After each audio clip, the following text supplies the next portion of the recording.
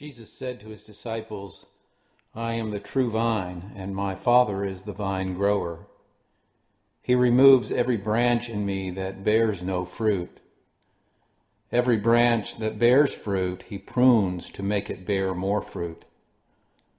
You have already been cleansed by the word that I have spoken to you.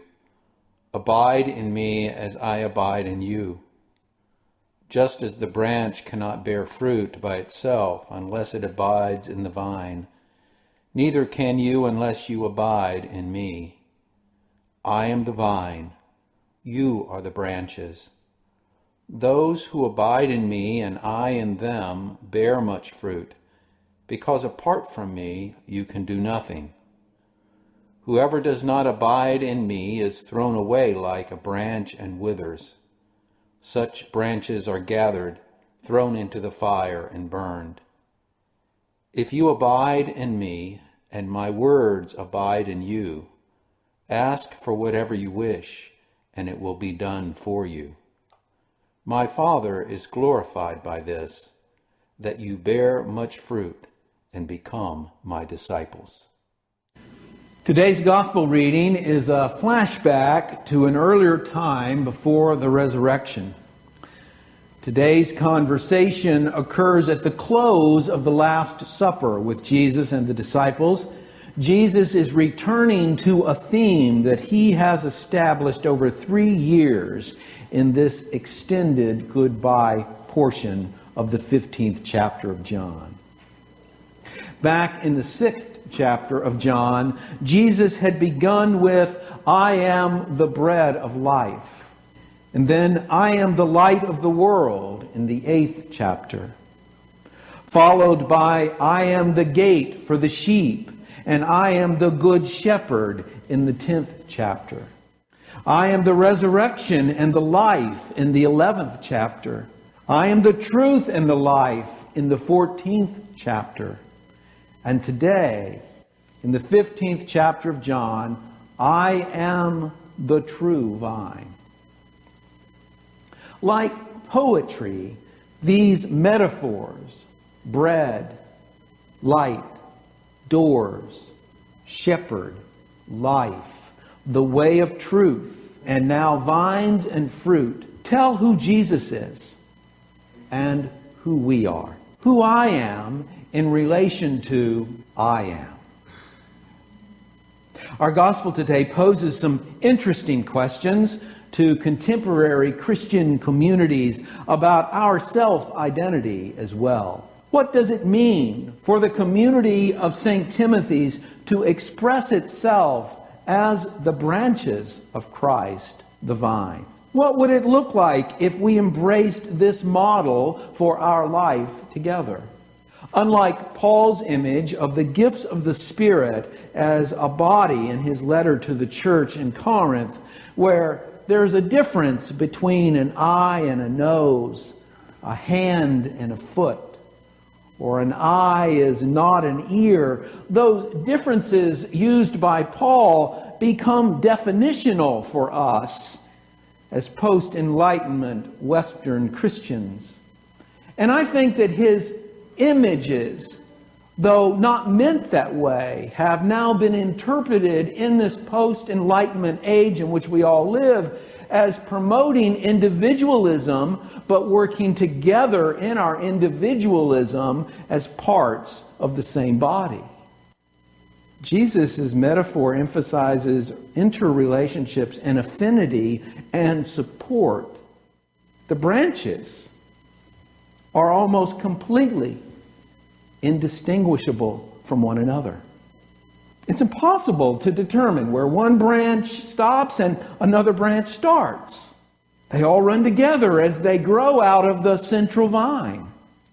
What matters is that each branch becomes rooted in Jesus. And the more rooted they become, the more they are willingly able to give up their individualism. Each branch is incorporated into the communal work of bearing fruit, the fruit of the Spirit. And the members are known then for the acts of love that they do in common with all the other members. So the community then isn't defined as healthy because of individual accomplishments or choices or rights, but around the shared accountability and the abiding presence of Jesus through them collectively. Now, were we to live as the branches of Christ, individual distinctiveness would give way to the collective incarnation of the fruit. The distinctiveness of the community would be derived from its relationship to God, not the characteristics or even the gifts of its members. Fruitfulness would be the only distinction amongst the branches. They're either producing fruit or not. And the discernment of that fruitfulness, Jesus tells us, falls to the gardener alone, not to any of the other branches. I've said in one of my other sermons that Jesus really admonishes us from being fruit inspectors. It's the gardener's role to prune and to shape the vine to enhance fruitfulness. Now, Jesus must have had this in mind when he compared God to the gardener, himself as the grapevine, and us as the branches. And as the gardener tends the vine, prunes the vine, nourishes the vine, provides for the health of the vine, what flows through that vine and into us, branches, results in fruit when we're healthy. You may have noticed when I read today, verse 2, that the branches the gardener cuts off are described as having been in me. At one time, they were in me. I stopped and pondered that this week, that what once was living is not living anymore. Jesus is indicating that there is such thing as an unproductive life. I'm always reminded of this when I go through wine country. I notice that some vines are trimmed and ready for the growing season. Other vines are unkept and the branches are just shooting out all over the place and in all directions. And in some vineyards, I've noticed that they have pulled all of the vines up because they stopped producing fruit. They were pretty in the summer. They had leaves on them, but they stopped producing fruit. And the gardener said it's time to pull them up so that we can start again, so that we can plant new vines that will produce fruit. All throughout today's gospel is a word. In fact, at the earlier service today, Chris Gertis was our preacher for the children's homily, and he did a word study on this word, and 8 times in this particular gospel section, this word abide is used. 8 times. The Greek word for abide carries a range of meanings.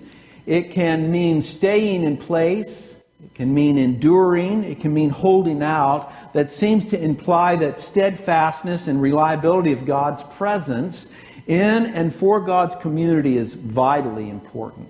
But there's something more in how Jesus is using this word abide as he shares with us this powerful metaphor of God being the gardener, Jesus being the vine, and us being the branches. Think about your favorite place. That favorite place might be a favorite chair that you have that you sit in.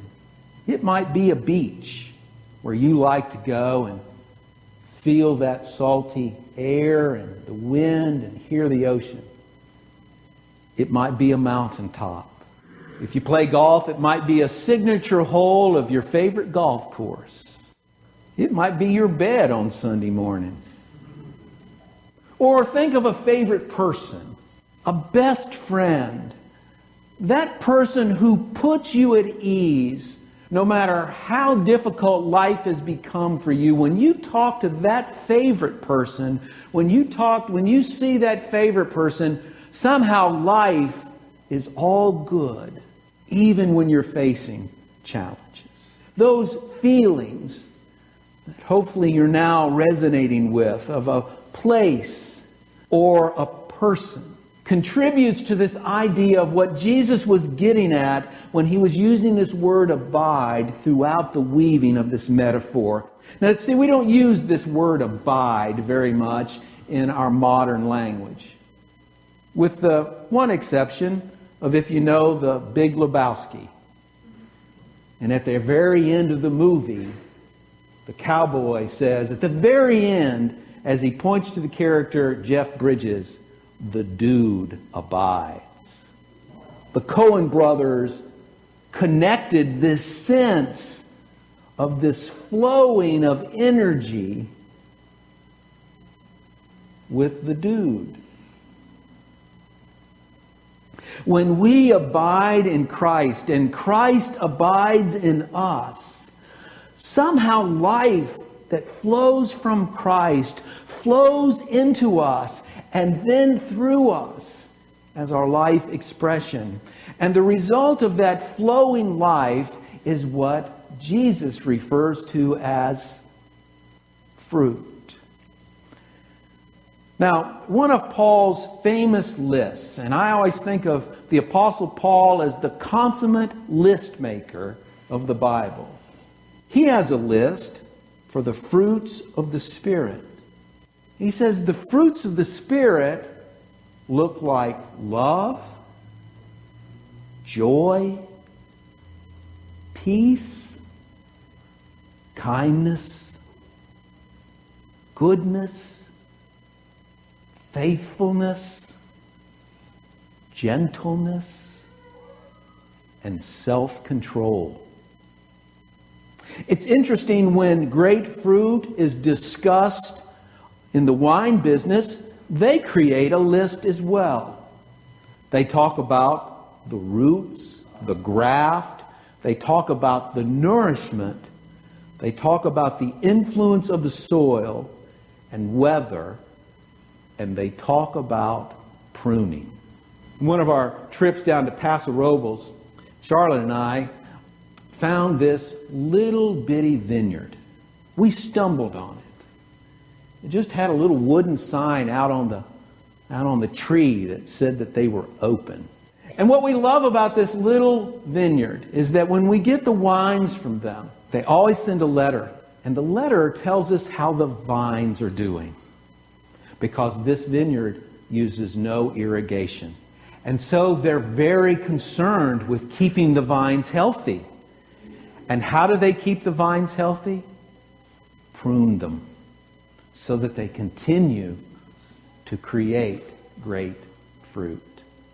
Jesus' metaphor today helps us to realize the connection of the gardener, of the vine, and this abiding together that causes a great culmination of life to flow so that the end result is always reflected in the fruit that is produced.